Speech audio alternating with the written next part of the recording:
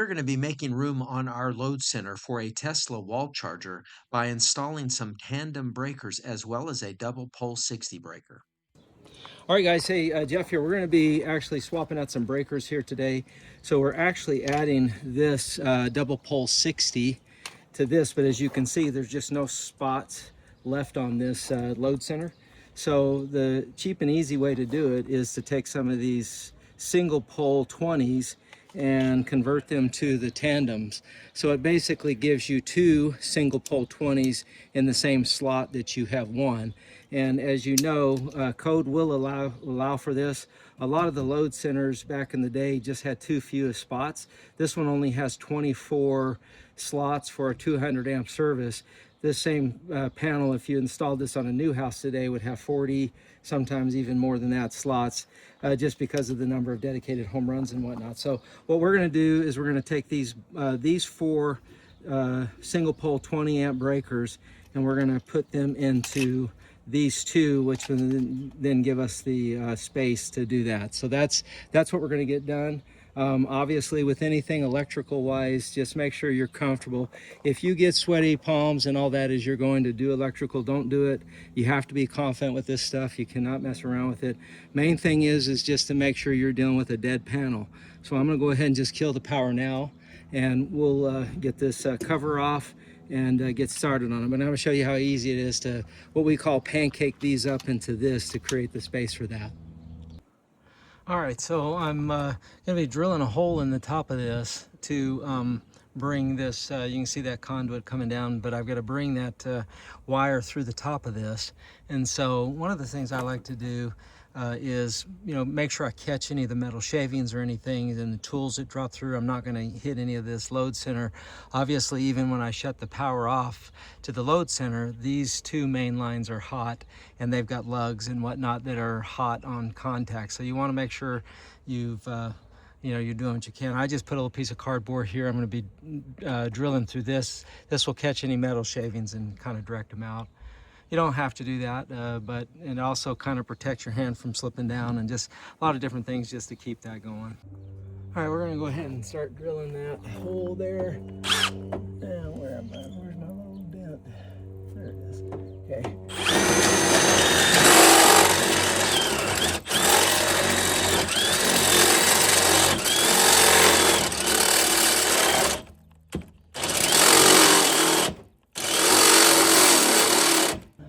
All right, so we're gonna just go ahead and cut that slug out. Maybe, let me get the right tool on this thing. There we go. All right. If you haven't used one of these, this is just the easiest way I know to cut the perfect size hole for what it is you're doing. And it just works by slowly pulling that slug right to you. And we should be getting close. Feels like it. A couple more turns. They make these in a hydraulic gun, and I guess if I did this a lot more, I would probably think about getting one. But that just about did it. Okay, so once you go all the way through with that, that's just going to pull that through, and then you're left with just your nice little clean hole right there for accepting your collars and whatnot. So, all right, so this is our little collar that we're going to be putting through here, and you can see, get that just started. And then cool thing about these is they pretty much tighten themselves.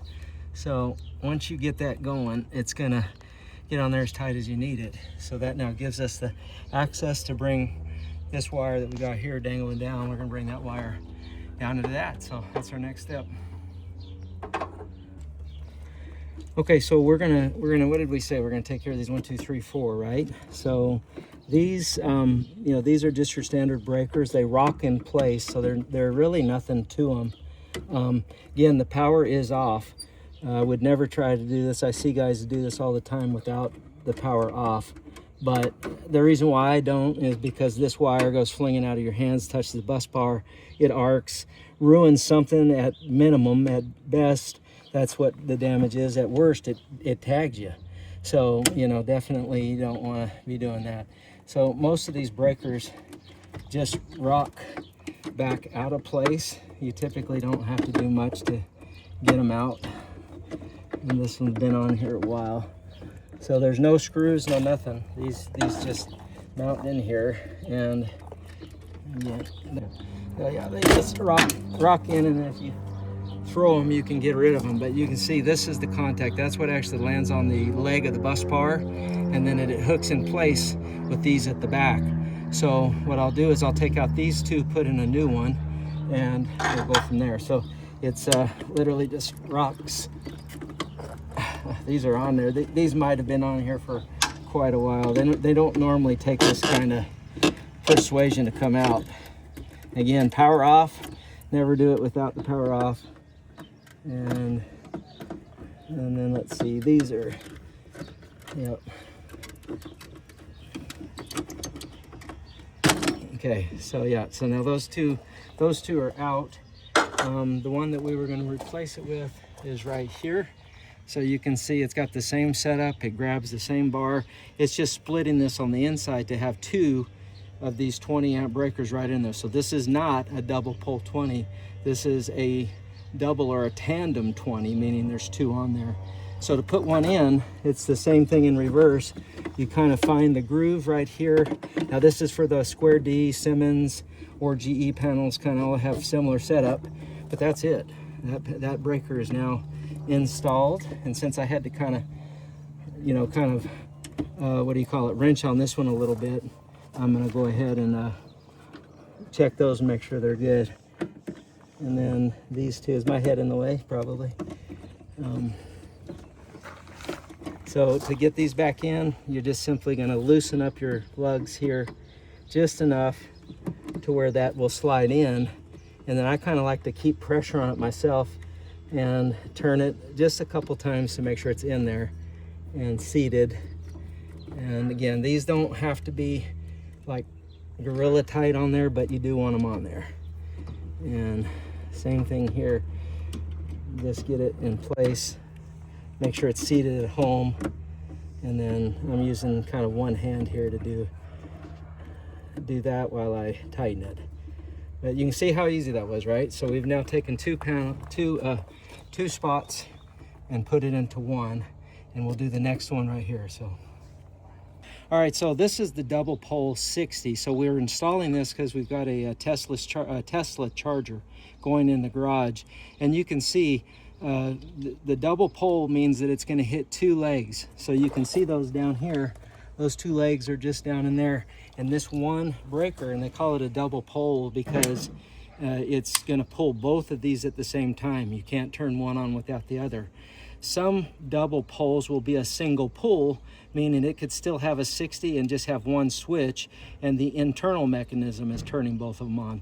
But make no mistake, anyone that says double pole, this is what it's referring to. It's picking up both of those down there. So it installs the exact same way. It just goes on.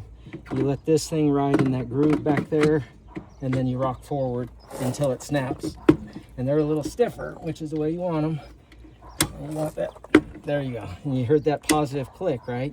That's what we're looking for.